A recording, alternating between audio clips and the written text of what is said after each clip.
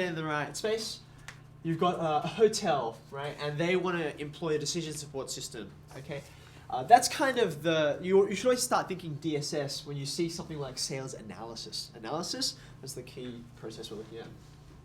So what they want to do is have a DSS that has all of this local data within it, okay? So that would be like the knowledge base, right?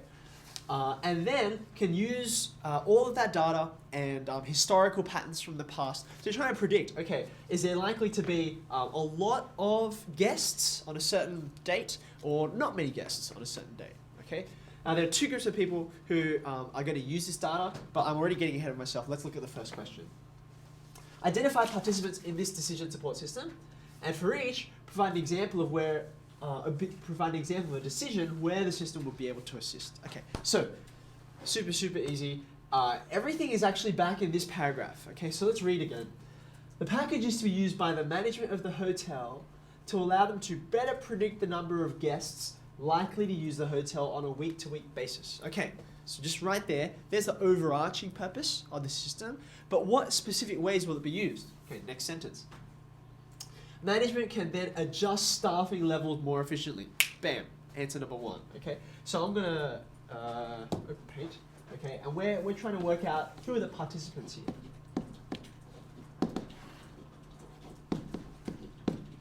Now remember, what distinguishes a participant from an end user is, what distinguishes a participant from an end user?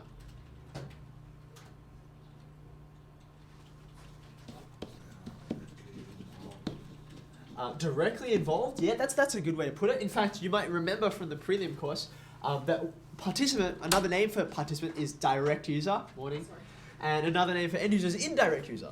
Okay, so end users, they benefit from the system, but they're not making any of the processes happening. Okay, if you name your 7 information processes: collecting, organizing, analyzing, storing, retrieving, and so on, right?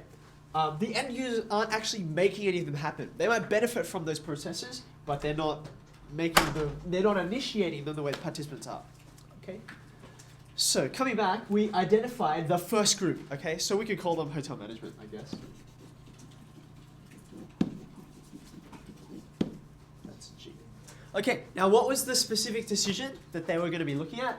It was about gauging staffing levels, right? So making a decision about how many people they should employ on a given day. Okay, you know, we're gonna have peak periods. We need lots of staff on those days. We need lots of bellboys to take luggage to rooms. We need lots of cleaners to make sure all the rooms are tidy and ready for new guests, and so on. Okay, so there's our first group of participants. What process are they going to be initiating? Do you think? What would you guess? You get the 7 processes. Now, if they're trying to make a decision about staffing levels, right? They're trying to take some trends and some future data, right? And they're trying to get something meaningful out of them in terms of what should I do in the future, okay? So if they're trying to get something meaningful out, they're taking data and turning it into information, this is going to be analysis. Now, you didn't have to say it's analyzing, right? But it's just for you to identify in your head, okay, have I got participants? Or am I really thinking of an end user? Okay. Coming back to the question. Next sentence. The sales team will use the product to predict times of low occupancy. Does that make sense? Okay, so another group. Now, again, they're doing analyzing, okay?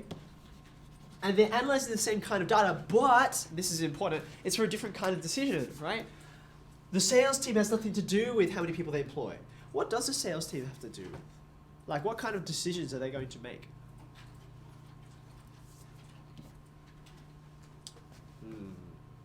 If you're the sales team of a hotel, what do you think your responsibilities are? What are you in charge of, sales team?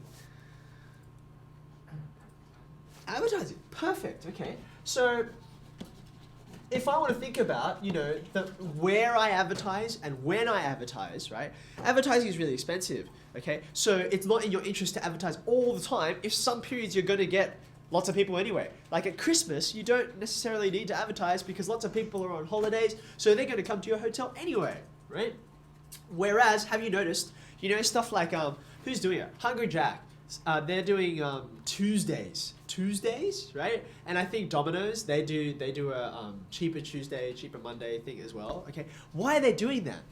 the sales team, in a very similar way to this kind of decision support system, they've looked at their weekly trends. Okay, when do you think is the most popular time for Hungry Jack's or pizza? Have a think. When's the most popular? What would you guess? Weekends, right? Friday, Saturday, Sunday. Because that's when people party and they have like, gatherings of people where they don't want to have to cook all the food, right? Monday, Tuesday, Wednesday, Thursday, those are weeknights. They're school nights. We don't have birthday parties or grand finals or, those kinds of things on weeknights because you got to get up and go to work the next day or school the next day or whatever, okay? So advertising is going to be targeted according to these less busy periods.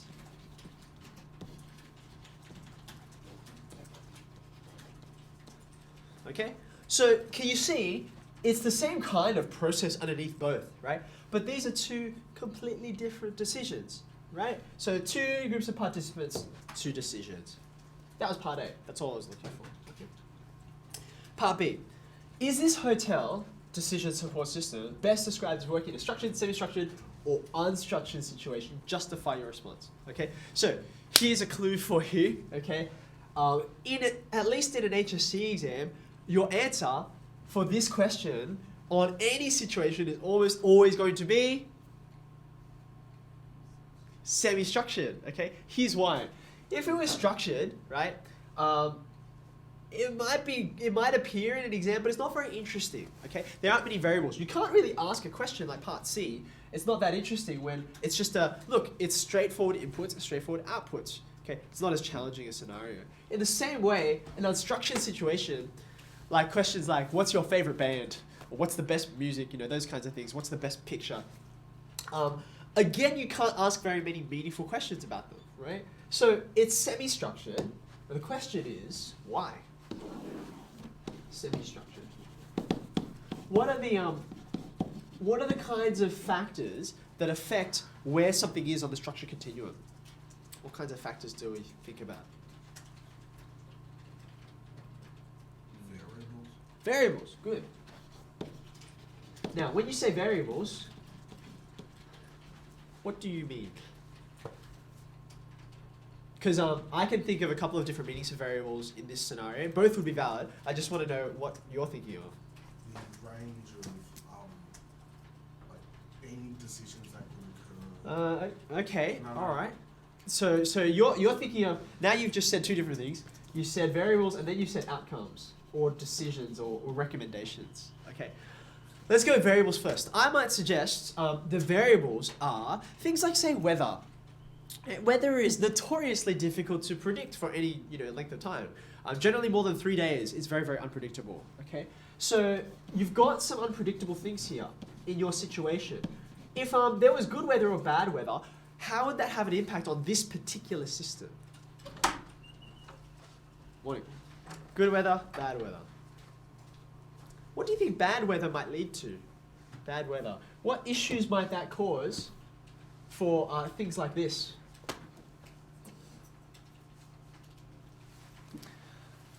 Thank you. Let's go through this step by step. Let's just think of a scenario. Dates of major sporting and entertainment events. Okay, so you're the hotel manager, right? And your hotel is right next to like some big stadium, okay? And the grand final's coming up. So what are you going to predict is going to happen around, before, during, and after the days of the grand final? As a hotel, what are you going to predict? More people. Simple prediction, right? So you've got this date in mind. You say, okay, at that time, I'm going to need tons of extra staff, right? And then you get really, it rains and thunders or it's on fire or something like that, okay? You're getting inclement weather for whatever reason. What's going to happen to your prediction? It's going to be invalid, right? Because maybe this event, either it gets cancelled or it goes ahead, but less people want to go because the weather is lousy, right? So you've got unpredictable elements in here, right? But at the same time, the inputs and the outcomes that are going into this and relating to each other, they're actually quite well defined, right? These are well defined. The data that you've got, stuff like historical patterns, right? Not just historical weather forecasts, but how many people have we had every day of the year for the last 10 years, okay? That's very, very well-defined data. It's measurable, it's quantitative, okay? So it's easy to put into a system, right? So that's why you've got these two elements. That's what the justify your response is going to be looking for, okay? You identify semi-structured, and then you say why. Because it has these elements of an unstructured problem, and it has these elements of a structured problem, okay? All right. We're on to the last question. Here we go. The results obtained from this system should, in theory, improve the profitability of hotels. However, it's possible the results could be erroneous. Erroneous just means wrong, like error. Discuss the effects of negative results and who would be responsible for these negative results. Okay. Now, don't get too thrown off. I know it's a discuss, but it's just 2 marks. Okay, so you didn't have to have a super lengthy response. Okay. When it says discuss the effects of the negative results, what I think of is I go back to my my answers to part A, okay? Because there are 2 different decisions here, and therefore if the results are wrong, they'll affect these 2 decisions differently, okay? So let's suppose management makes a poor decision, okay, because the results are erroneous. What are the negative results going to be for these guys? I can think of 2 possibilities.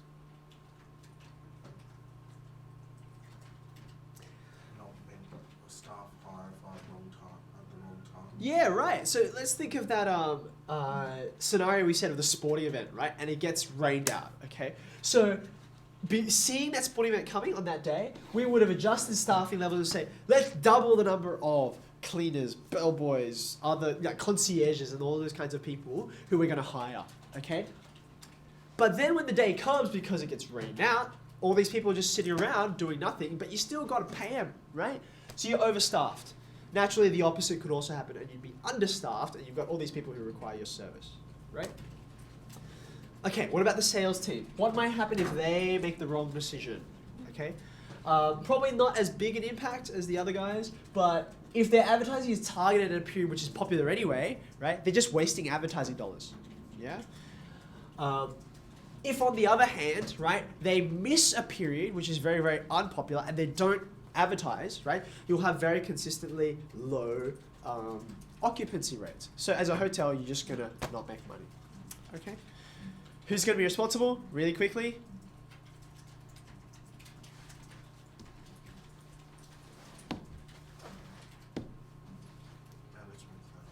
These guys. The system, now this probably is important, it's my last point, okay? The system isn't making a statement of fact, okay? It's just making a prediction, right? So it's a future-looking DSS, okay? And most of them are, right? Therefore, the DSS hands these guys a prediction and says, okay, make a decision, okay? Now, it's very different from, say, right now, right? If you had a decision support system, and its job was to assess a current situation and make a statement about, okay, how many fires are going on right now and what are their severity, okay? Now, if that system was flawed and made a wrong assessment of where the worst fires were, then probably the designers of the system would be at fault there, okay? But here, it's just a prediction. Everyone knows that predictions can be wrong, and so it's kind of like, well, the humans involved have to make a decision based on the prediction, and if it's accurate or inaccurate based on unpredictable elements, that's not the system's fault, it's just a prediction. Okay, so ultimately the responsibility lies with the decision makers. Okay.